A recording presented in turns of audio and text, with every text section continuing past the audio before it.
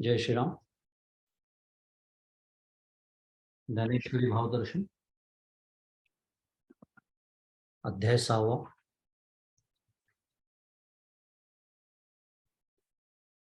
आणि ओवी क्रमांक 344 इथपर्यंत आपण मागच्याला येऊन थांबलो होतो.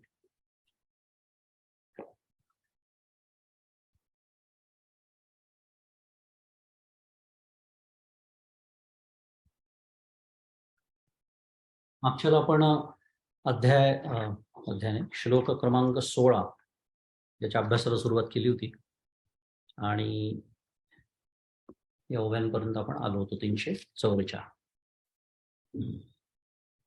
एक पटकन धावती उजळणी.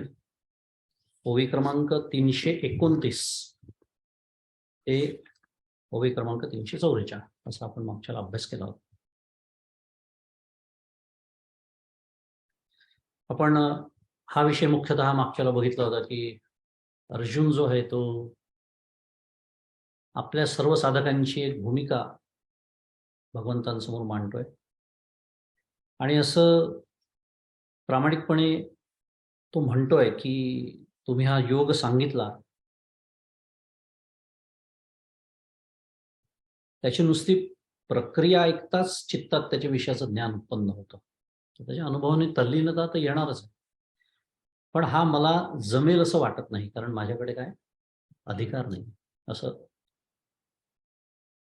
अर्जुन भगवंताशी बोलायला सुरुवात करतो. मी जसं मागच्या वेळेला म्हणालो होतो की भगवद्गीतेच्या श्लोकांमध्ये नाही, पण ज्ञानेश्वरीमध्ये ही अर्जुनाची भूमिका, हे अर्जुनाचं बोलणं किंवा अर्जुनाला ज्ञानेश्वर महाराजांनी समोर आणलेलं आहे असं म्हणूया बोलण्यासाठी. आणि पदोपदी आपल्याला जाणवतं की अर्जुनाला निमित्त करून सर्व काही आपल्यासाठी सुरू आहे. आणि मग अर्जुन प्रश्न विचारतो की अधिकार प्राप्त न होता काही मिळू शकतं का? मग त्याच्यावर भगवंत हे काही समजून सांगतात की अरे, व्यवहारात सुद्धा साध्या गोष्टी, व्यवहारातल्या साध्या गोष्टींचा जर विचार केला की ज्या अधिकार नसताना प्राप्त होत नाही, तर परमार्थातली एवढी मोठी गोष्ट आपण स्वरूप प्राप्तीची बोलतो, त्याला अधिकार नसताना ती प्राप्त होईल असा विचार आपण करू शकत नाही. आणि अधिकाराचा विस्तार मोठा आहे आणि तो सर्व विस्तार प्राप्त झाल्याशिवाय कोणीही अधिकारी होऊ शकत नाही. अनियता अशी सर्वथा योग्यता नाही. 344 क्रमांकाच्या ओळीमध्ये शेवटच्या भगवंत बोलतायत. आपल्याला एक साधक म्हणून याच्यातनं काय घ्यायचं याचं पुन्हा एकदा स्मरण करू आणि आजच्या अभ्यासाकडे वळू. आपण बोललो तो मागच्याला की आपली साधना आणि अपेक्षित साधना या दोन्हीचा, मी साधना म्हणतोय इथे अधिकाराचा शब्द ऐकायचा ऐकताना, आपला आत्ताचा प्राप्त अधिकार आणि अपेक्षित अधिकार जो आहे परमार्थामध्ये,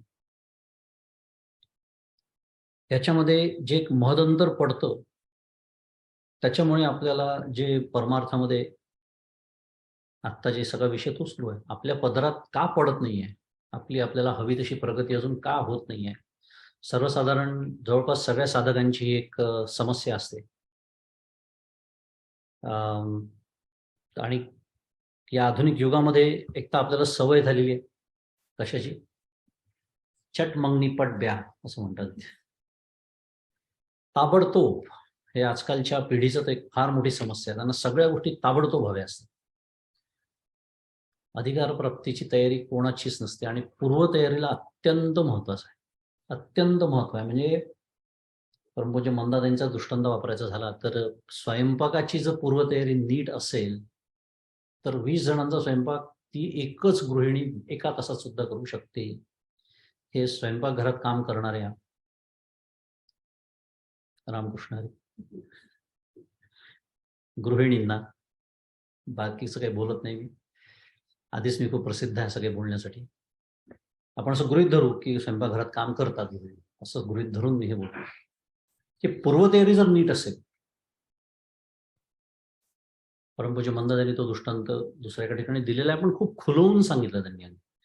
भाजी चिरून झाली असेल, सगळं लागणारं किराणाचा माल घरात भरलेला असेल, कणिक भिजवून तयार असेल, सगळी भांडी घासून तयार असतील, सगळं सगळं एका तासात स्वयंपाक होऊ शकतो. म्हणतात ते म्हणतात काही गृहिणी असतात ज्या दुपारी 1:30-2 वाजता हा चला आता लागूया स्वयंपाकाला. त्यांनी नेहमीप्रमाणे खूप खुलवून सांगितलं मंदाताईंनी. मग ते सिलेंडरच संपलेलं असतं. मग तो सिलेंडर उचलण्याची ताकद आपल्यात नसते. मग तो उचलणारा येईस तर त्याची वाट बघत बसायची. मग तोपर्यंत म्हणजे गॅस न वापरता ज्या गोष्टी करता येतील त्या करायच्या. हे कोणाचं वर्णन आहे? ज्याची पूर्वतयारी नीट झाली. मग त्याचा संध्याकाळी 4-5 वाजता कसा बसा स्वयंपाक तयार होतो, तोपर्यंत आलेले अतिथी अर्धमेले झालेले असतात. रामकृष्णाने आपल्याला त्या दृष्टांतात फार जायचं नाहीये. मुद्दा असा आहे की इतक्या साध्या गोष्टीमध्ये जर पूर्वतयारीला इतकं महत्व आहे, तर आपण विषय बोलतोय अधिकाराचा. आणि अधिकाराचा अर्थ पण खूप समजून घ्यावा लागतो. परंतु काकांचं एक सुंदर वाक्य आहे की बुद्धीच्या पातळीवर असणारी जिज्ञासा आणि खरोखर वैराग्य संपन्न होऊन, साधन चतुष्टय संपन्न होऊन होणारी जिज्ञासा, याच्यात खूप फरक पडतो. आणि हे आजकालच्या आपल्या तथाकथित बुद्धिवादी लोकांना फार सारखं लक्षात आणून द्यावं लागतं. कारण माझ्या सकट आपल्या सगळ्यांचा असा समज होतो की माझ्या बुद्धीला कळणं म्हणजे माझं काम झालेलंच आहे. कारण आज पुन्हा मी सातत्याने सांगतो, कल्पना करा पूर्वीचा काळ. कल्पना करा फक्त. कल्पना आपण नक्कीच करू शकतो की पूर्वीच्या काळी ज्ञानप्राप्तीसाठी सद्गुरूंकडे जावं लागायचं. मैलोनमैल प्रवास करावा लागायचा. सद्गुरूंच्या शोधात अनेक संत महांतांनी घर सोडलेलं आपल्याला त्यांच्या चरित्रातलं माहिती आहे. परमपूज्य गोंदवलेकर महाराजांचं एक या काळातलं सांप्रत काळातलं उदाहरण आहे. मग परोपरीने सद्गुरू परीक्षा घ्यायची, तेही महाराजांच्या चरित्रात आहे. त्यांचं उदाहरण याच्यासाठी घेतो की सांप्रत काळातलं आहे ते. पूर्वीच्या काळच्या पासून आपण कल्पना करू शकतो. परवा मी ते बोललो होतो ते प्रश्नोपनिषदातले जे पिप्पलाद मुनींकडे 6 शिष्य येतात. काय सांगितलं त्यांना? वर्षभर माझ्या आश्रमात राहायचं आहे, सेवा करायची आहे, ब्रह्मचर्य वृत्तीने राहायचं. का बरं वर्षभर एवढं त्यांना ते ठेवून घ्यायचे? का त्यांच्या आश्रमात कामं करायला लोक नसायची का, शिष्य नसायचे? तसं नसायचंच. ते निमित्त असायचं फक्त. काय बघितलं जायचं? परीक्षा बघितल्या जायची. कशाची? अंतःकरणाची. आणि मग एक दिवस सद्गुरू प्रसन्न व्हायचे आणि मग शिष्य म्हणून त्याचा स्वीकार करायचे आणि तिथून ज्ञानप्राप्तीला सुरुवात व्हायची. सद्गुरूंच्या पायापाशी बसून त्यांच्या मुखातूनच ते ज्ञान प्राप्त व्हायचं. आज हे सगळं काहीही आपल्याला करायची गरज नसते. मी नेहमी सांगतो 200-400 रुपये योग्य चांगला शब्द नाहीये, पण आता तो वापरावा लागतो कारण त्या पद्धतीनेच आपला भूमिका तशी असते की फेकल्यानंतर कुठलाही ग्रंथ विकत मिळतो. तिथून तर माझी सुरुवात असते त्या ग्रंथाकडे बघण्याची. काय शब्द वापरला मी? पैसे फेकण्याची. तर आता संस्कृत, त्या काळी संस्कृतमध्ये ज्ञान होतं एका विशिष्ट समाजापुरते ते मर्यादित होतं, कारण त्या काळी त्यांच्याकडे ते कामच देण्यात आलं होतं वगैरे. तो विषय सोडून देऊ. आज त्याचं भाषांतर उपलब्ध असतं मराठीमध्ये. तर आपला विषय हा सुरू आहे की आपल्या बुद्धीला त्याच्यामुळे म्हणजे हे सगळं पहिली गोष्ट ही ज्ञान, परोक्ष ज्ञान ज्याला म्हणता येईल, पुस्तकी ज्ञान म्हणता येईल, हे उपलब्ध आहे. ते वाचता येतं. शब्दांचे अर्थ समजून घेता येतात. आज सोशल मीडियाच्या काय म्हणूया, फायदा म्हणूया, तोटा म्हणा, तुम्ही ठरवा, पण सगळं उपलब्ध आहे. 4 जणांची प्रवचन ऐकता येतात आणि मग मला असं वाटायला लागतं की कळलं ना मला. नुसतं कळलं नाही, मी दुसऱ्याला सांगू सुद्धा शकतो. नुसतं सांगू शकत नाही, लोकांना ते आवडतं पण. एकाहून एक मोठे मोठे खड्डे तयार करत चाललो मी माझ्यासाठी. म्हणून परमपूज्य काकांचं ते वाक्य खूप महत्वाचं आहे.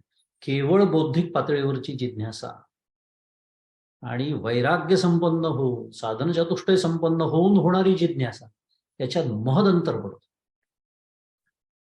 आणि मी बहुतांश वेळेला या पहिल्या गटात पडतो, मोडतो आणि म्हणून माझ्या पदरात काही पडत. या ग्रंथाचा अभ्यास, त्या ग्रंथाचा अभ्यास करू नये का? करावं. दरवेळेलाच आपण म्हणतो प्रत्येक गोष्टीला मूल्य परमात्मा आहे, पण त्याला मर्यादा पण आहे. तर मनोबोध परवा आपण सुरू केला होता. मनोबोधामध्ये पहिलंच वाक्य आहे काकांचं त्या प्रस्तावनेमध्ये की हे 205 श्लोक एका व्यक्तीला जीवनमुक्त करण्यासाठी पुरेसे आहे. विषय संपला. काय बोलले काका? एका व्यक्तीला जीवनमुक्त ज्याला व्हायचं आहे, तळमळी आहे ज्याला, केवळ मनाच्या 205 श्लोकांनी काम होऊ शकतं. मग बाकीचे ग्रंथ पुन्हा वाचू नये का, सारखा विषय तोच येतोय असं नाहीये त्याचं म्हणणं. अभ्यास करा वेगवेगळ्या पद्धतीने, वेगवेगळ्या शैलीने, वेगवेगळ्या भाषेमध्ये. आपल्याला कधी काही गोष्टी लवकर कळतात, लवकर पटतात, लवकर भावतात. पण जीवनमुक्तीसाठी, माझ्या वैयक्तिक जीवनमुक्तीचा जर मी विचार केला, तर एवढा एकच ग्रंथ, मग कुठलाही ग्रंथ घ्या तुम्ही, तिथे मनाचे श्लोक आहेत म्हणून मनाचे श्लोक, पंचदशी, विचारसागर, दासबोध आहे, ज्ञानेश्वरी आहे, भगवद्गीता आहे. विचार केला तर एकच पुरतो. पण हे कोणाच्या लक्षात येतं? पुन्हा तेच, जो वैराग्य संपन्न होऊन, साधन चतुष्टय संपन्न होऊन जिज्ञासू म्हणून आलेला, की नेमकं मला आता सांगा, फक्त माझ्या जीवनमुक्तीचं ज्ञान मला दे बस. ज्याला माझ्यासारखं इथे बसून बोलावं लागतं त्याला खूप भानगडी कराव्या लागतात.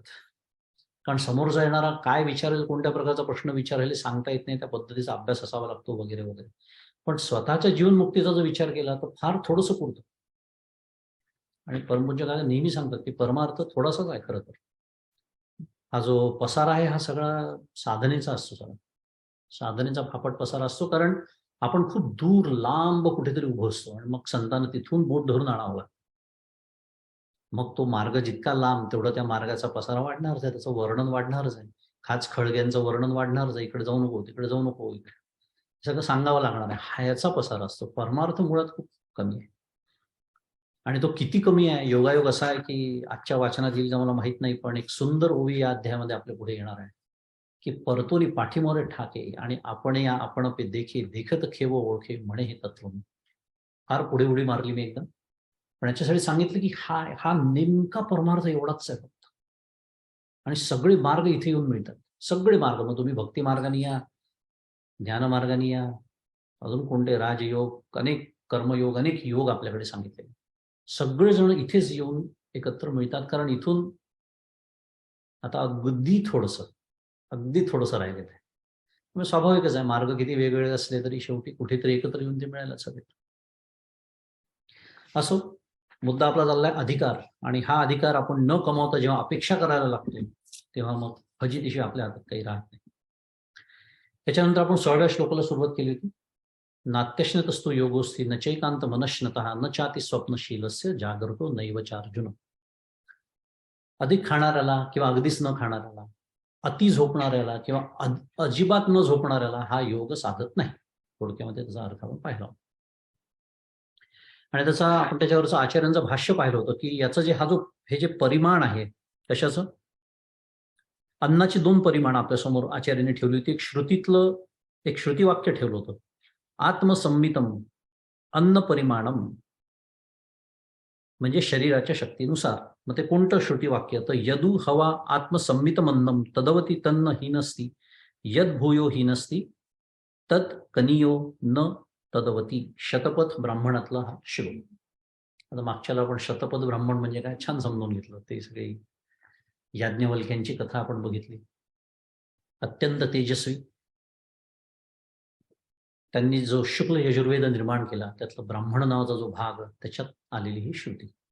आणि त्याचा अर्थ पण आपण मागच्याला बघितला होता की आपल्या शरीराच्या क्षमतेनुसार जर आपण अन्न खाल्लं तर आपलं रक्षण करतं, ते आपल्याला कष्ट किंवा व्याधी देत नाही. आणि त्याहून अधिक जर खाल्लं तर ते कष्ट देतं, आणि जर कमी खाल्लं तर ते रक्षण करत नाही. प्रत्येक बाबतीमध्ये समतोल कसा हवा आहे आपल्याला, ज्याला योगी व्हायचं आहे त्याचं वर्णन सुरू आहे. आणि दुसरा एक काय म्हणूया परिमाण आचार्यांनी आपल्यासमोर ठेवलं होतं, आणि ते मी मागच्या उल्लेख केला होता त्याचा, की योगशास्त्रामध्ये जे वर्णन आलेलं आहे. आणि आचार्य त्याचं वर्णन करताना म्हणतात की अर्धमशनस्य सव्यंजनस्य तृतीय मुदकस्य तू वायोः संचरणार्थम तू चतुर्थम अवशेषयेत. अर्धमशनस्य त्याचा अर्थ असा आहे की योग्याने अन्न किती सेवन करावं,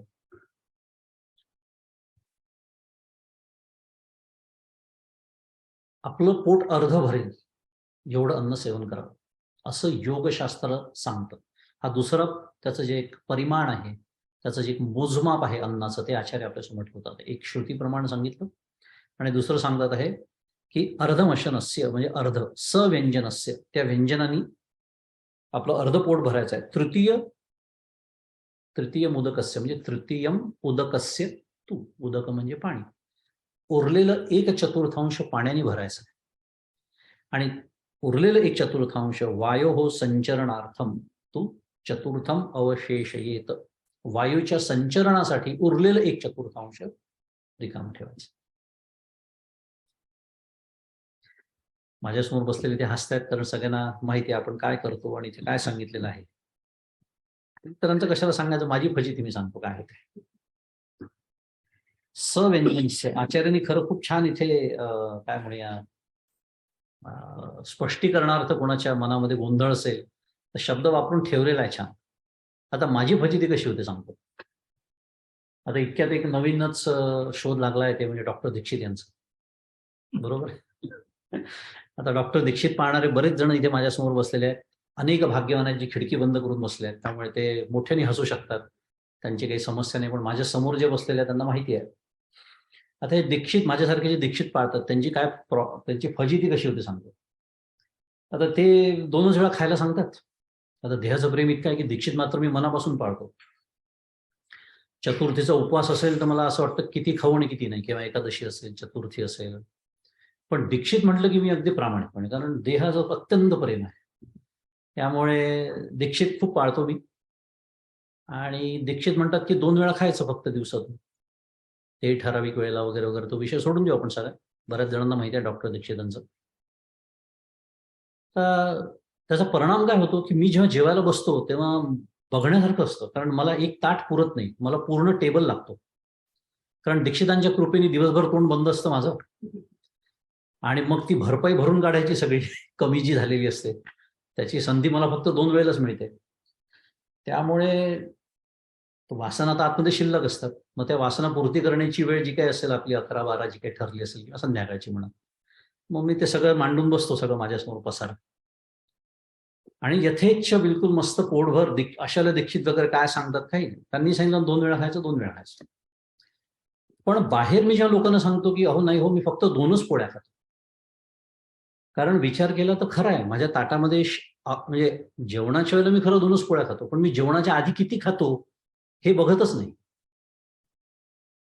किंवा जेवताना आपण सांगतो 2च पोळ्या खातो, पण मग त्याच्याबरोबर भाजी, वरण, पापड, लोणचं, काय 1000 प्रकार असतात. अशी फजिती आपली होऊ नये म्हणून आचार्यांनी इथे सव्यंजनस्य शब्द वापरलेला. ते ठरवायचं कसं की मी अर्धपोटी जेवायचं. आता मी रोज समजा 2 पोळ्या खातो, म्हणजे याचा अर्थ उद्यापासून मी 1 पोळी खायची का म्हणून, हे आता मला ठरवायचं. मी खरंच 2 खातो का त्या 2 पोळ्यांबरोबर मी इतर अजून 50 गोष्टी खातो की ज्या मी खाण्यामध्ये धरतच नाही, असं व्हायला नको म्हणून तिथे सव्यंजनस्य असा शब्द वापरला. आणि मग 1/4 पाण्याने आणि उरलेलं 1/4 वायूच्या संचरणार्थ मोकळं ठेवायला सांगितलं. आता कळणार कसं, तर त्याचं एक वर्णन असं करण्यात येतं की ठरवायचं कसं की मी कुठे थांबायचं.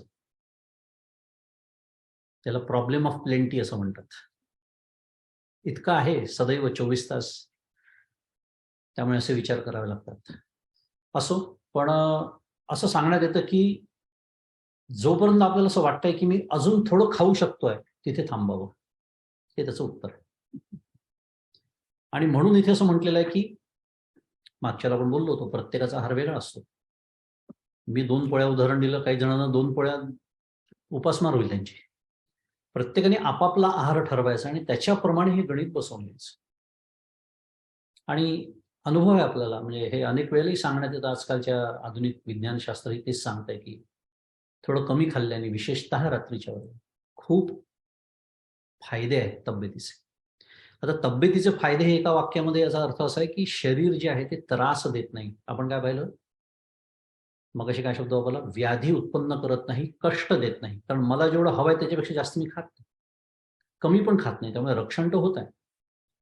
पण जे त्रास होतात शारीरिक ते होऊ नये, हा त्याच्या पाठीमागे उद्देश आहे.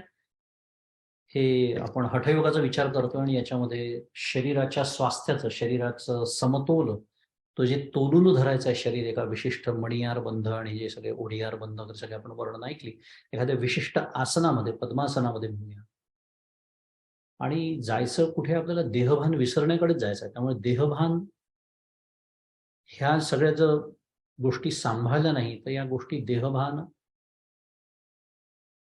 विसरू देत नाही, ही समस्या आहे.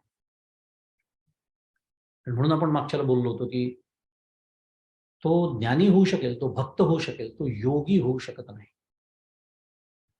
किती छान आहे बा विचार केला. कारण भक्त जो असतो तो भगवंताच्या प्रेमात देहभान विसरलेला असतो. देहभान तर विसरावंच लागतं. तुम्ही असं विसरा नाही तर तसं विसरा. ज्ञानामध्ये निराश करून विसरलेलं असतं. भक्तिप्रेमामध्ये इतका तो भगवंताच्या प्रेमात तल्लीन होतो की त्याचं देहभान विसरत असतं. देवा आता ऐसे करी देहाचा विसर पाडी मज, तुकाराम महाराज. आणि हा योगी हा निरोध करून हे करत असतो. आणि म्हणून त्याला आपण साध्या भाषेत म्हणूया, या शरीराकडून येणारे सगळे सिग्नल्स बंद करायचे असतात. त्याच्यासाठी हे सगळं आचार्यांनी जे आता मी बोललो हे 2 परिमाण आपल्यासमोर थोडेसे सविस्तर पद्धतीने ठेवले. पुढे होऊया बघू. जो रसनेंद्रियाचा अकिला का निद्रेसी जीवे विकला, तो नाही येथ म्हणितला अधिकारी. सुंदर माऊलींचं वर्णन नेहमीप्रमाणे की जो रसनेच्या अधीन झाला आहे, रसनेंद्रियाचा अकिला, आणि झोपेला तर संपूर्ण आयुष्य देऊन विकला आहे, तो या योगाचा अधिकारी असल्याचे शास्त्राने म्हटले नाही. तो नाही येथ म्हणितला अधिकारी आहे या योगाचा. म्हणून मी मगाशी म्हणालो की इथे ज्या योगाचं वर्णन सुरू आहे तो जो हठयोग आहे, अष्टांग योग आहे म्हणूया, त्या योगाचा अधिकारी तो होऊ शकणार नाही. ज्ञानयोगी होऊ शकेल, भक्त होऊ शकेल, ह्या योगाचा अधिकारी तो होणार नाही. म्हणून मौलींनी सुद्धा इथे एथ म्हणितला या योगाचा. अथवा आग्रहाची बांदोडी क्षुधा तृषा कोंडी आहाराते तोडी मारुनिया, अथवा जो दुराग्रहाच्या संबंधाने भूक आणि तहान यांना कोंडून टाकतो, भूक तहानेला मारून अन्न पाणी तोडतो, त्यालाही योग साधत नाही. निद्रेची या वाटा नवचे ऐसा दुडिवेचिनी अवतरणे नाचे, ते शरीरची नव्हे तयाचे मग योगू कवणाचं. मी झोपेच्या वाटेला जाणार नाही अशा हट्टाच्या आवेशाने जो नाचतो त्याचे ते शरीरच ते कोणाचा कोण्या अधिकाराचा विषय होईल. कारण शरीर हे पहिले धर्म साधन आहे. शरीर स्वाधीन नसेल तर योग तरी स्वाधीन कसा होईल. नव्हे ते मृत्यूच्या मालकीचे होत असते. महत्वाचा हक्क इथे आलेला आहे. काय? शरीर हे पहिले धर्म साधन आहे.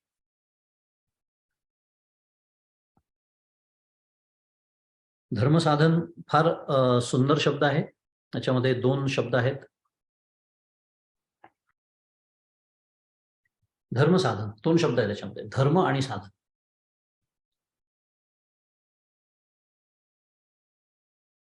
विषय आता नाही आपला, पण एक थोडा उल्लेख करायला हवा असं मला वाटतं की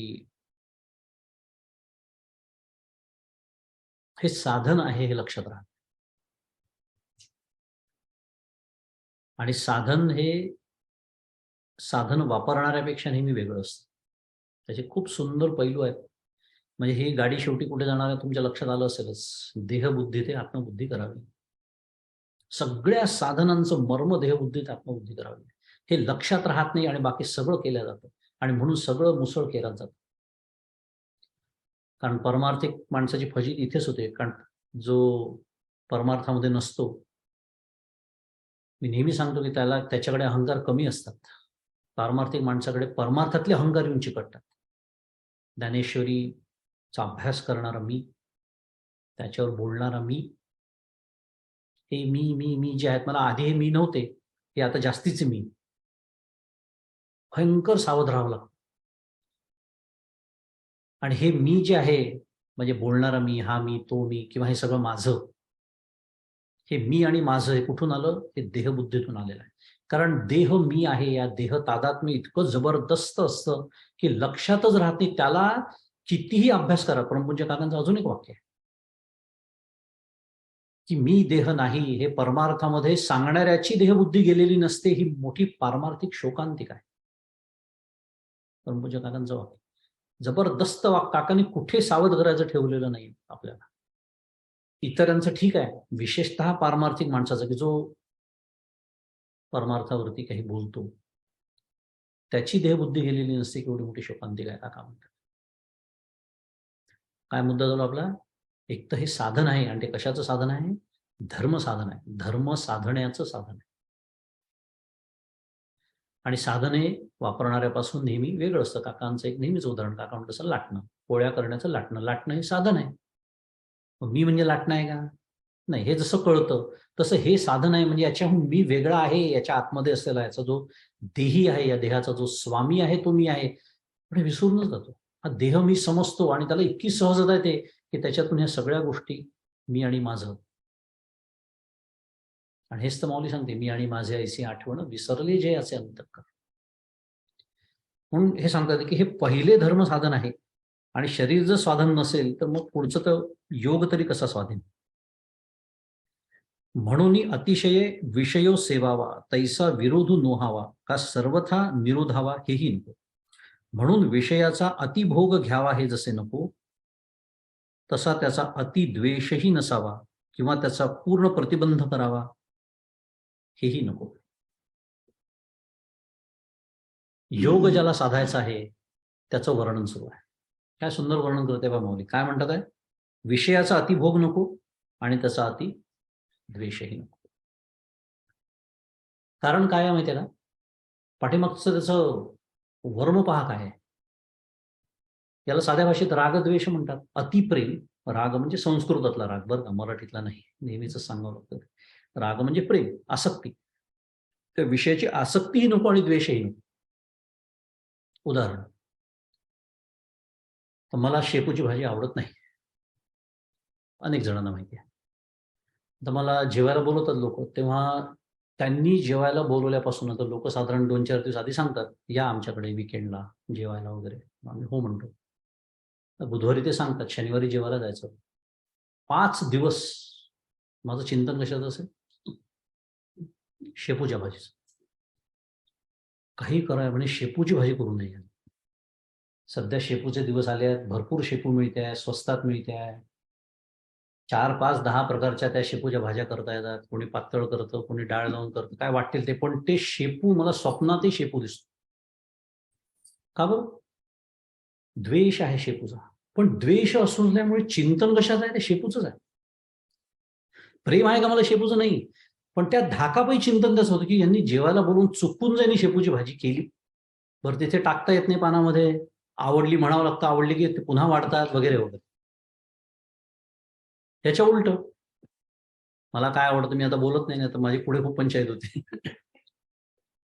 पण ते केलं पाहिजे, करायला पाहिजे. म्हणजे काय आहे की मुद्दा हा आहे की विषयाचं प्रेम असो का द्वेष असो, चिंतन त्याचं त्या निमित्ताने होतं. म्हणून आपल्याला दोन्हीही नको. हे जे परमपूज्य काका रामकृष्ण, बासुंदी आहे रामकृष्ण हरी, ताक आहे रामकृष्ण हरी, चिंतन होत नाही. आहे सम बासुंदी आली, आनंद घ्या ना त्याचा. एरंडेल तेल प्यायल्यासारखं बासुंदी पाहिजे गरजच नाही. काका असं कधीच सांगत नाही, स्वतःही करत नाही. व्यवस्थित त्याचा आनंद घेतात. पण मला बासुंदीच मिळायला हवी असं चिंतन करत बसत नाही. तिथे त्या विषयाला विषयत्व प्राप्त होतं. जाऊ दे, म्हणून म्हटलं की बदलत जाईल थोडंसं, पण विषय असणारच आहे आपल्या आयुष्यामध्ये. त्यात आपण प्रापंचिक आहोत, आपण संन्यासी पण नाही. विषयाचं विषयत्व कधी प्राप्त त्याला होतं? जेव्हा मी त्याचं चिंतन करायला लागतो तेव्हा. आता तुकाराम महाराज म्हणतात, विषय त्यांचा तो झाला नारायण, न आवडे जन धन माता पिता. आता गंमत पहा, मी आता विषयाचं वर्णन केलं, पण हेच जर भगवंताला लावलं. आता पुन्हा उदाहरण, कंस. अनेक, मी कंस एकच उदाहरण घेतो फक्त. अनेक होते. जळी स्थळी काष्ठी पाषाणी कोण दिसत होतं? का? कारण द्वेष होता. 8 मारले ना.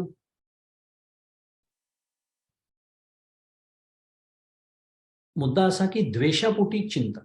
तसंच ते हिरण्यकश्यपूचं. पण तुम्ही जर भागवतातलं वर्णन वाचाल तर शेवटी काय श्लोक तिथे येतो माहितीये? या सगळ्यांना भगवंतांनी मुक्तीच दिलेली. म्हणून भगवंतांनी याला मारलं, त्याचा वध केला असं नाहीच म्हटलं, मुक्ती दिली म्हटलं जाते. का? कारण त्याला मारलं ही गोष्ट खरी आहे, मारण्यासाठी तर अवतार आहे. कारण इतकं सगळ्यांचे जे हाल सुरू होते, छळ सुरू होतात, त्यांना त्यांचं परित्राण, साधूंचं परित्राण करण्यासाठी. पण मुक्ती दिलेली आहे का? द्वेषाच्या निमित्ताने का होईना चिंतन झालेलं आहे.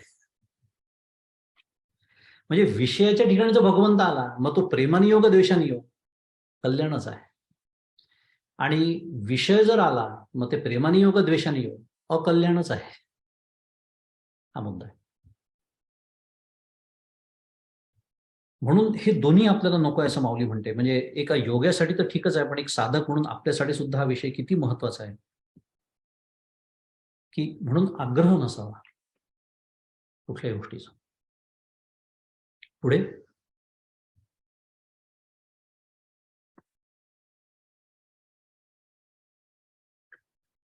कथम पुनः योगो भवती इति उच्यते, अशी त्याची काय म्हणून एक प्रस्तावना आचार्यांनी करून दिली आहे. कथम पुनः योगो भवती म्हणजे युक्ताहार विहारस्य युक्त चेष्टस्य कर्मसु युक्त स्वप्नावबोधस्य योगो भवती दुःख, हा असा तो श्लोक आहे. त्याचा पदच्छेद खरं अगदी सरळ सरळ आहे. युक्ताहार विहारस्य हा एक शब्दच आहे, त्यामुळे पदच्छेद नाही म्हटलं त्याला तरी चालेल. षष्ठी विभक्ती आहे. युक्ताहार विहारस्य हे सगळे षष्ठी विभक्तीचे शब्द आहेत. युक्त चेष्टस्य युक्त स्वप्नावबोधस्य,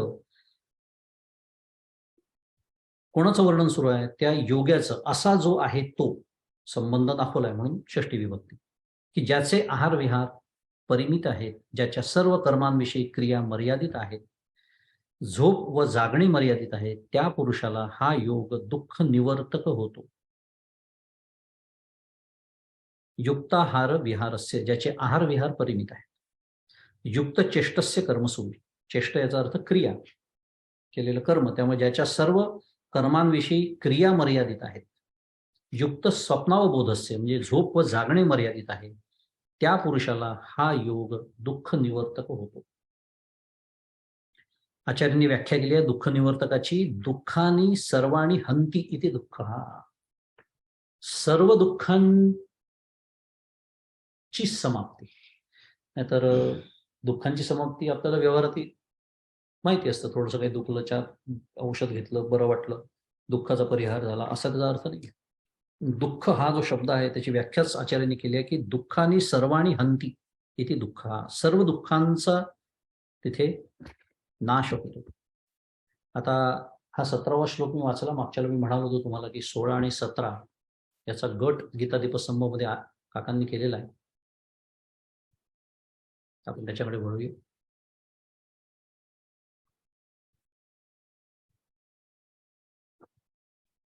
दोनच छोटेसे परिच्छेद आहे.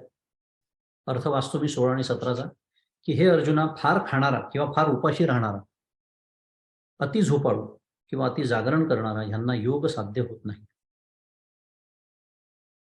ज्याचा आहार विहार कर्माचरण झोप व जाग ही यथायोग्य असतात त्याला योगाभ्यासाचा त्रास होत नाही, असा अर्थ काकांनी केलेला आहे. जेणे विठ्ठल मात्रा घ्यावी जेणे पथ्य सांभाळावी. आता विवेचन काकांचं त्याच्यावरती, ह्या तुकोक्तीप्रमाणे कोणत्याही साधनेसारखी ध्यान योगालाही पथ्य आहे. थोडक्यात साधन तुम्ही कुठलंही करा, कुठलाही मार्ग तुमचा असू द्या, प्रत्येक गोष्टीला पथ्य आहेत. आपण पाहिलं होतं मागच्या नामस्मरणाचे सुद्धा अपराध सांगितलेले आहेत. 10 अपराध आहेत. ते 10 अपराध जो करतो आणि नाम घेतो, आलं असेल, पुढे बोलण्याची काही गरज नाही. मार्ग कुठलाही असू द्या, पथ्य ही सांभाळावीच लागतात. तसं ध्यानयोगालाही पथ्य आहे. आता ही पथ्य वेगळ्या शब्दात सांगितली तरी बहुतेकांचे स्वरूप हे सारखेच असते.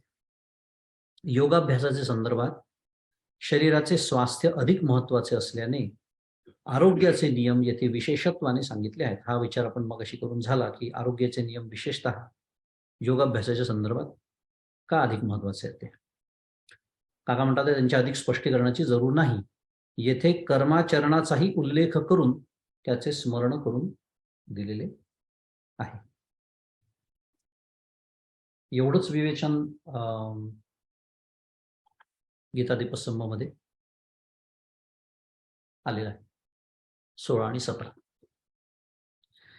आहार तरी सेविजे परी युक्तीचिनी मापे मविजे क्रियाजात आचरिजे तयाची स्थिती, की देह जिवंत राहण्याकरता अन्न सेवन तर केलेच पाहिजे, परंतु ते नियमाच्या मापाने मोजले जावे.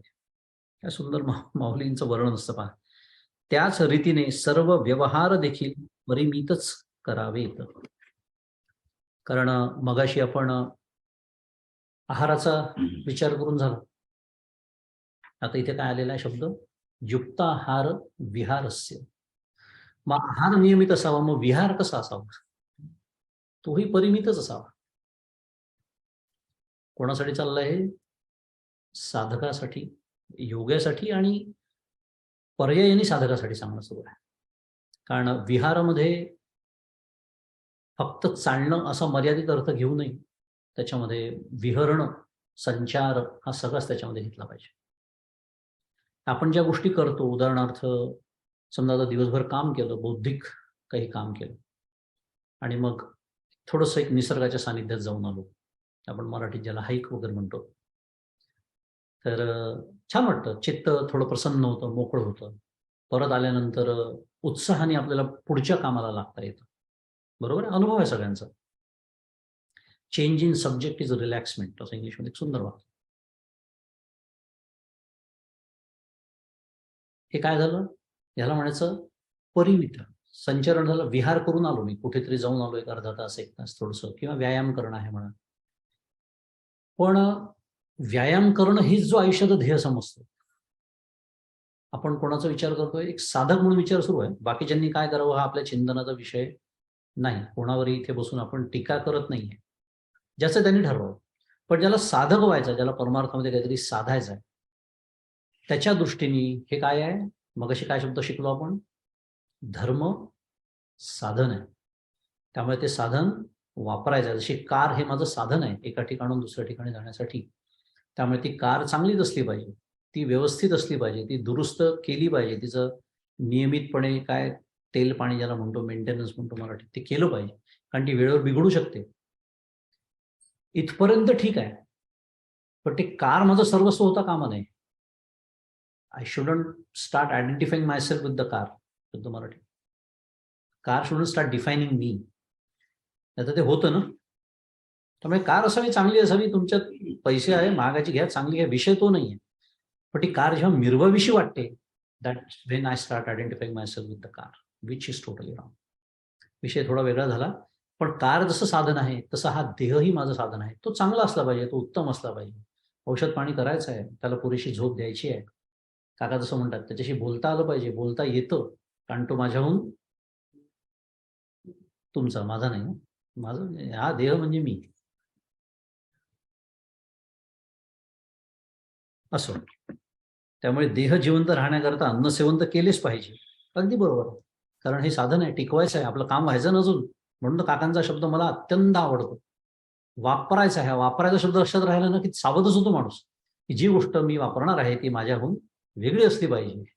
हे त्याच्यात अनुस्यूतच आहे.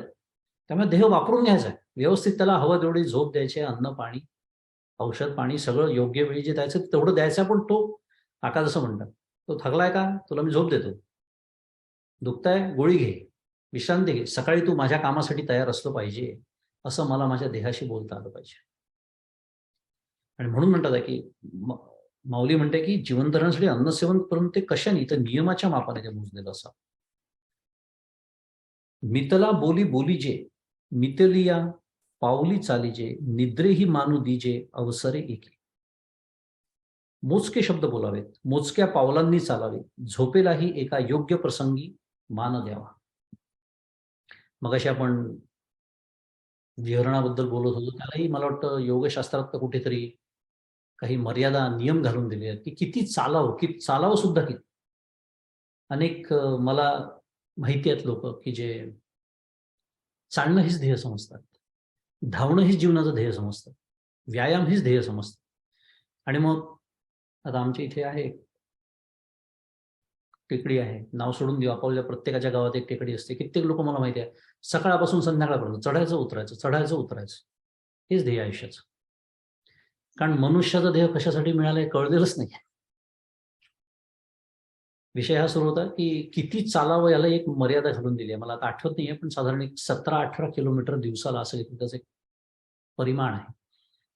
आणि परमपूज्य मंदात एकदा असं बोलल्या होत्या की तुम्ही जर हे वारीला जाणारी मंडळी असतात, तर वारीचे जर तुम्ही टप्पे बघाल, तर एक जर टप्पा सोडला तर जवळपास सगळे टप्पे जितकं ते चालतात एका दिवसामध्ये, ते जे अंतर आहे ते बरोबर या परिमाणात बसणार आहे.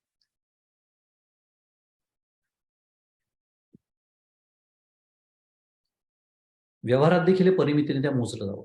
त्यामुळे शब्द सुद्धा मोजके बोलावे, मोजक्या पावलांनी चालावे, झोपेलाही योग्य प्रसंगी मान द्यावा, जागणे जरी झाले तरी व्हावे ते मितले, येतुलेनी धातू साम्य संचले असेल सहज.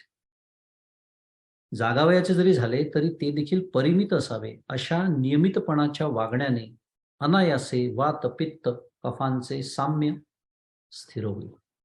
पुन्हा या सगळ्याचा उद्देश काय समजून घ्यायचा.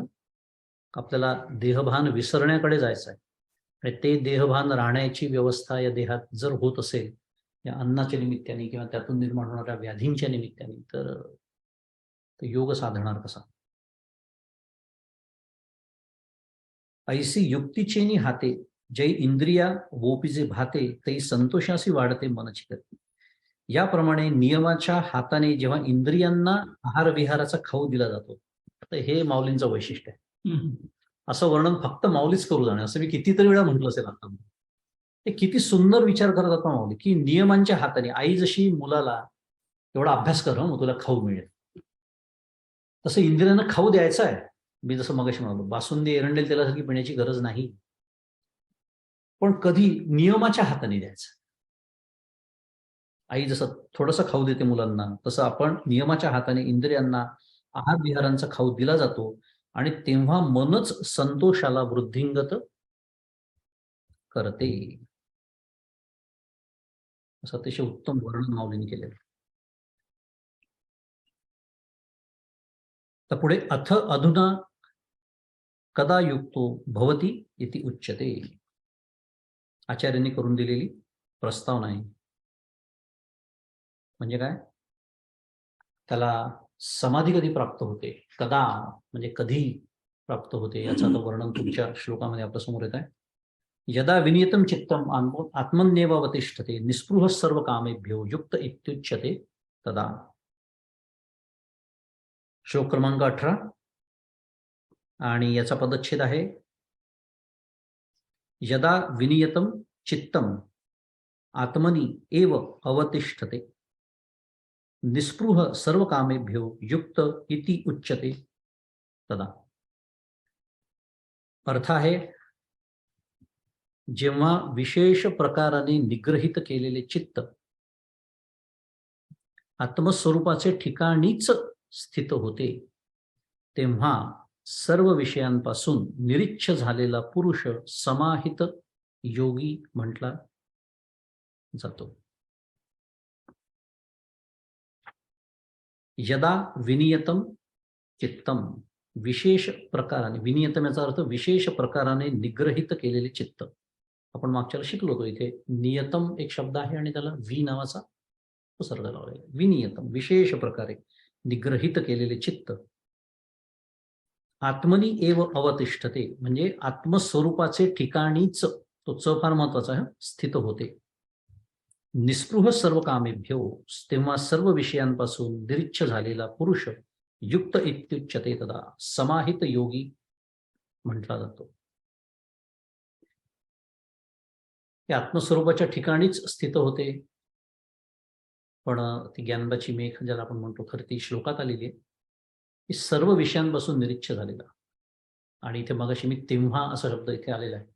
तेव्हा माझा आवडता श्लोक कठोपनिषदातला शिकलेलो, यदा सर्वे प्रमुच्यन्ते कामा येस्य हृदिश्रितः अथ मर्त्यो अमृतो भवति. उपनिषद भगवद्गीता. मगाशी काय म्हटलं आपण, श्रीमद भगवद्गीता ध्यानम सर्वोपनिषदो गावो दोग्धा गोपाल नंदना. उपनिषद सांगतात तेच भगवद्गीता सांगणार आहे.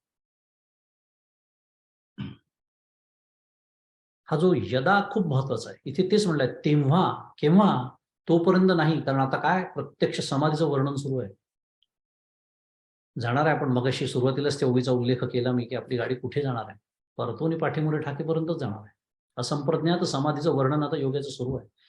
पण हे तेव्हा शक्य आहे यदा सर्वे प्रमुच्यन्ते कामा येस्य हृदिश्रितः.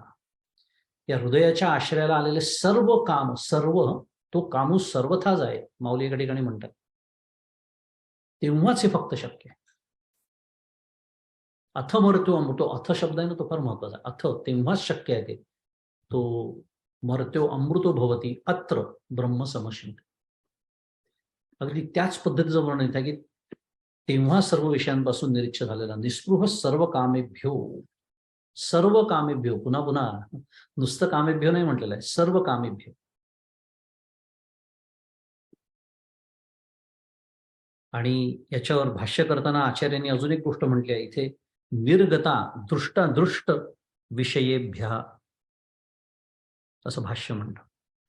निर्गता दृष्टादृष्ट विषयेभ्य म्हणजे काय? दृष्ट आणि अदृष्ट सर्व विषयांपासून. मी जसं म्हणालो की हे समाधीचं वर्णन आहे, विशेषतः असंप्रज्ञात समाधीचे वर्णन आहे. आणि समाधीचे प्रतिबंध असा आपण जेव्हा विचार करतो तेव्हा मल, विक्षेप, कषाय आणि रसास्वाद असे 4 प्रतिबंध सांगण्यात येतात. आपल्याला फार त्या विषयात जायचं नाहीये, पण आचार्यांनी इथे दृष्टादृष्ट हा जो शब्द आणला त्या संबंधात थोडंसं बोलायचं झालं तर दृष्ट आणि अदृष्ट. कषाय याचा अर्थ रागद्वेष असा होतो. रागादी दोष आणि त्याचे 2 प्रकार असतात, एक बाह्य आणि एक अभ्यंतर. मल, विक्षेप, कषाय. कषायमध्ये पुन्हा सगळ्याच्या व्याख्या ते वर्णन आपण सोडून देऊ, आता आपला तो विषय नाही आहे. पण कषायाला रागद्वेष त्याचे 2 प्रकार असतात, एक अभ्यंतर आणि एक बाह्य. बाह्यमध्ये पुन्हा राग आणि द्वेष, आसक्ती आणि द्वेष. वर्तमान जे आपले आसक्तीचे विषय असतात त्यांना बाह्य म्हटलं जातं. आणि जे आतली जे असतात, मनोराज्य रचणं, पुढे भविष्यात असं होईल तसं होईल, मी हे करीन, मी ते करीन, हे अभ्यंतर समजले जातात. आता त्याचे पुढे अजून 2 प्रकार, ते आत्ता सोडून घेऊ आपण, उद्भूत आणि अनुद्भूत.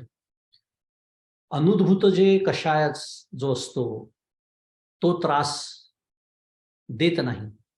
उद्भूत जो असतो, उद्भूत म्हणजे प्रकट झालेला, तो त्रास देतो असं शास्त्र सांगतं. आणि म्हणून अनुद्भूत म्हणजे संस्कार, विषय आणि त्याचे संस्कार असे 2 प्रकार असतात. प्रत्यक्ष विषय आणि त्याचे पूर्वी जन्मातले झालेले आणि या जन्मातले सुद्धा संस्कार. पण ते जर अनुद्भूत असतील तर ते त्रास देत नाही असं शास्त्र सांगतं. तो योगी अधिकारी असतो समाधीचा. विषय वेगळा आहे. पण आता आपल्याला एवढं समजून घ्यायचं आहे की अभ्यंतर आणि बाह्य असे 2 कषाय असतात. आणि हे दोन्हीही याच्या ठिकाणी नाही. म्हणून इथे शब्द काय वापरलाय आचार्यांनी? निर्गता दृष्टादृष्ट विषयेभ्य. आणि दुसऱ्या का तिसऱ्या श्लोकावरती भाष्य करताना माऊलींनी याच अध्यायामध्ये समाधीची व्याख्या करणारी एक ओळी, नेहमी आपण ती पाहतो, फार सुंदर ओळी आहे. जेथ पुढील पैस पारुखे, जेथील मागील स्मरावे ते ठाके, ऐसिये सरसिये भूमिके समाधी आहे माऊली म्हणते. कारण तिथे समाधीचाच श्लोक आहे तो. आणि त्याचंच वर्णन करताना की तो जो योगी आहे, आरुरुक्षोर मुनीर योगम कर्म कारणम उच्यते, या श्लोकावर बोलताना योगी आहे माऊलींची. पुढील पैस पारुखे, इथे तेच सांगतात. हे जे मनोराज्य आहे, हे जे बाह्य आणि अभ्यंतर, हे जे कषाय आहे, हा जो दोष आहे, रागद्वेष आहे, पुढील पैस पारुखे. काकांच्या परमपूज्य काकांनी त्याला अगदी साधे शब्द आपल्याला दिलेले, भविष्यातल्या पुढ्या आणि भूतकाळातल्या बुड्या. हे जिथे पूर्णतः थांबलेलं असतं. विचार करून झाला आपला, तिथे सूक्ष्म द्वैताला सुद्धा आता जागा नाहीये. पण हे जेव्हा होतं, म्हणूनच यदा सर्वे प्रमुच्यन्ते, किंवा इथे जे शब्द आला या श्लोकामध्ये की सर्व कामेभ्यो, हे अत्यंत लक्षात ठेवायचं आहे. तेव्हाच तो पुरुष समाहित योगी म्हटला जातो. तेव्हाच त्याला काय होतं? समाधी प्राप्त होते. बाहेर युक्तीची मुद्रा पडे, तव आत सुख वाढे, तेथे सहजेची योगू घडे नाभ्यासिता. जेव्हा बाह्य इंद्रियांना नियमित आहार विहारांचा आकार प्राप्त होतो तेव्हा हृदयात सुख वाढते.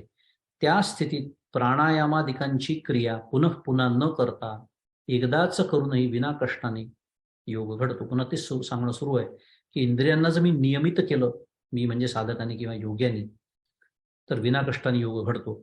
जैसे भाग्याची भडसे उद्यमाची निमिषे, मग समृद्धी जात आपैसे घर रिखे. जसे भाग्याच्या उत्कर्षाने आणि उद्योगाच्या निमित्ताने सर्व प्रकारची संपत्ती मग आपोआप घरात प्रवेश करते, माऊलींचे जे दृष्टांत असतात ना त्याच्यात इतकं शिकण्यासारखं असतं. प्रयत्न अधिक प्रारब्ध बरोबर यश हे सांगणारी ही ओवी आहे खरं. भाग्याच्या उत्कर्षाने, भाग्याचा उत्कर्षही व्हावा लागतो आणि मग उद्योगाचं निमित्त घडतं. आपण उद्योगाला सर्वस्व समजतो, तेव्हा संपत्ती आपोआप घरात प्रवेश करते. तैसा युक्तिमंतू कौतुके, अभ्यासाची या मोहरा ठाके आणि आत्मसिद्धीची पिके अनुभव तयाचा. त्याप्रमाणे नियमित आहार विहार करणारा पुरुष सहजपणाने योगाभ्यासाकडे वळतो, तेव्हा त्याचा अनुभव आत्मप्राप्तीच्या रूपाने पिकतो, फलद्रूप होतो.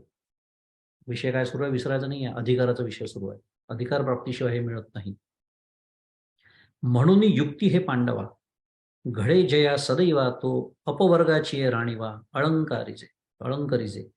म्हणून अर्जुना, ज्या भाग्यवान साधकाकडून आहारादिकांचा नियम पाळणे शक्य असते तो मोक्षाच्या राज्याने सुशोभित होतो, त्याला मोक्ष प्राप्त होतो.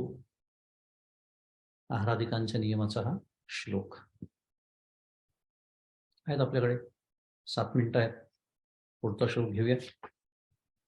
आता हे जे वर्णन केलं, समाधी कोणाला प्राप्त होते, कोणत्या योगाला समाधीचा लाभ होतो, हे वर्णन आपण आता ऐकलं. आता उपमा उच्चते, म्हणजे त्याची एक उपमा देत आहेत भगवंत. यथा दीपो निवातस्थो नेंगते सोपमा स्मृता, योगिनो यतचित्तस्य युंजंतो योगमात्मना. पदच्छेद आहे की यथा दीपो निवातस्थो न इंगते सा उपमा स्मृता, योगिनो यतचित्तस्य युंजंतो योगम आत्मनः. अर्थ आहे की ज्याप्रमाणे वारा नसलेल्या स्थानातील दिवा कंपायमान होत नाही, ती उपमा चित्ताचा निरोध केलेल्या व असंप्रज्ञात समाधीचा अभ्यास करणाऱ्या योग्याच्या अंतःकरणाला सांगितली आहे.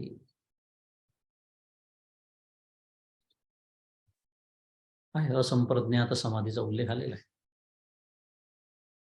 तो जो योगी असतो त्याचं चित्त कसं असतं, त्याने चित्ताचा निरोध केलेल्या त्या अवस्थेमध्ये एक सुंदर उपमा आपल्यासमोर ठेवतात आहेत की निवात असतो, याचा अर्थ ज्याप्रमाणे वारा नसलेलं एखादं स्थान असावं आणि तिथे एखादीशी पंटी, कल्पना करू शकतो आपण, पंटी ठेवलेली आहे, ती ज्योत जशी कंपायमान होत नाही, ती कशी स्थिर राहते अगदी, त्याप्रमाणे हा चित्ताचा निरोध केलेला असंप्रज्ञात समाधीचा अभ्यास करणारा योगी जो असतो त्याचं अंतःकरण तसं झालेलं असतं. आता एक छान मुद्दा आहे की दिव्याच्या ज्योतीची उपमा का दिली, दगडाची उपमा का नाही दिली, विचार करण्यासारखा मुद्दा आहे. कारण स्थिरतेची का आपल्याला मुद्दा काय सांगायचा आहे की त्याचं चित्त किती स्थिर असतं. दगडासारखी स्थिर गोष्टी नाही, हालत नाही. वर्षानुवर्ष मोठमोठे दगड खडक आपण पाहिले, प्रचंड मोठे दगड असं, मग दगडाची उपमा का नाही. पण म्हणजे म्हणतात ते म्हणतात अभ्यास असा करायचा असतो, हे आलं पाहिजे डोक्यात. प्रत्यक्ष भगवंतांनी उपमा दिलेली आहे. त्याचा अर्थ असा आहे की दिव्याच्या ज्योतीची उपमा दिली कारण जिथे गती किंवा हालचाल हे शक्य असून ती होत नाही. जसं जिवंतपणामुळे किंवा विषयांकडची धाव म्हणून म्हणा, किंवा हे दृष्ट किंवा अदृष्ट विषयांकडचे विचार, हे जे समाधीचे आपण असंप्रज्ञात समाधीचे जे सगळे प्रतिबंध बघितले, त्यातल्या प्रतिबंधामुळे त्याचं चित्त कंपायमान होऊ शकतं. पण ते प्रतिबंध त्यांनी आता सगळे पारच केलेले, कारण त्या समाधी अवस्थेत पोहोचलेला साधक आहे, तो योगी आहे. पण त्याचं चित्त कसं असतं, तर ती ज्योत जशी असते, देर इज, शुद्ध Marathi, there is a potential आहे हालण्याचं, पण तो हालत नाही, कारण आता हालण्याचं कारणच उरलेलं नाही. ते हालायला लावणारा जो वारा असतो विषयांचा, तो पूर्णतः आता संपून गेलेला आहे. त्यामुळे जिथे विषयांचा वारा नसतो, जिथे वारा नसतो, तिथे जशी ज्योत स्थिर असते, वारा आला की माहिती आपल्याला काय होतं, तसं तिथे विषयांचा वारा आता नसतो. म्हणून तो किती महत्वाचा आहे. यदा सर्वे प्रमुच्यन्ते, किती वेळा मी तो श्लोक सांगतो, पाठ झाला असेल तुमचा आत्तापर्यंत. कारण हा वारंवार माझ्या चित्तामध्ये हा जागा असला पाहिजे. जेव्हा जेव्हा विषयांकडे माझं चित्त धाव घेतं, तेव्हा लक्षात ठेवायचं की नाही, अजून तयारी नाही झालेली, अजून अधिकार प्राप्त नाही आहे आपल्याला. आणि गंमत सांगू, म्हणजे गंमत म्हणण्यापेक्षा वस्तुस्थिती आहे, तुम्ही अनुभव घेतो आपण सगळेजण, की नामस्मरण, ध्यान साधना हे सारखे बैठकीची साधना सोडूनच द्या, साधी देवाची पूजा सुद्धा आपल्याला कधी एकदाची संपते असं होतं.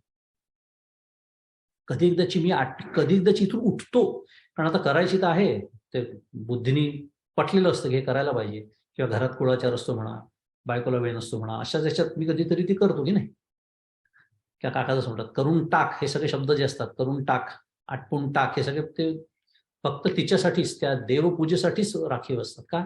कारण ती फक्त क्रिया उरलेली असते, रिच्युअल ज्याला म्हणतो बघ. देवाचं प्रेम तर नसतंच.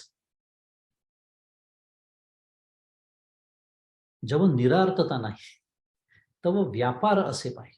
ही जी निरार्थता आहे ना, ती नाही आहे अजूनही माझं चित्त बाहेरच धावत आहे, कधी एकदाची संपते आणि मी माझ्या उद्योगाला लागतो.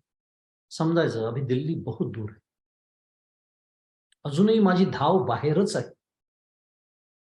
आणि मी काही ठरवून ठेवलेले असतात 10 कामं, विकेंड असतो ना, शनिवार रविवार, स्वतःच्या मनालाच एक प्रश्न विचारला, इतकी महत्वाची ती आहेत का? समजा ती 10च्या 10ही कामं आज नाही झाली, मी ठरवलं ठीक आहे, किंवा ती करू नये असंही नाही, उठल्यानंतर करायचीच आहे.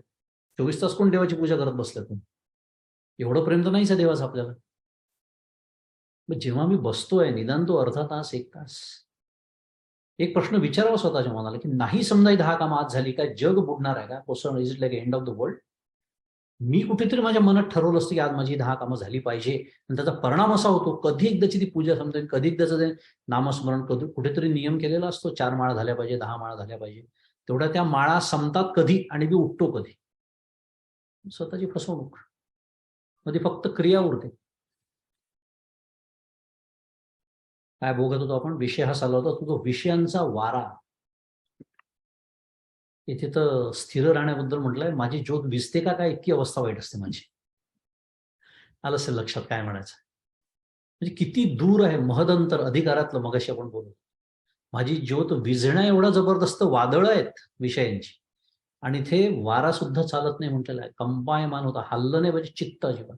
आणि ह्यालाच आपण मागच्याला अंतःकरण पंचक असा शब्द वापरला होता. आपण जेव्हा मनोबोधाला सुरुवात केली होती, तेव्हा मन म्हणजे काय हे समजून घेताना हेच तर समजून घेतलं होतं.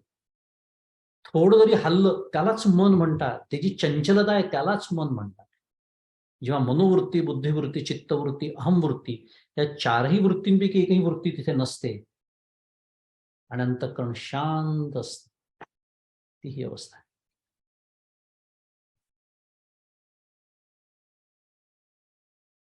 वेळ झाली आहे, त्यामुळे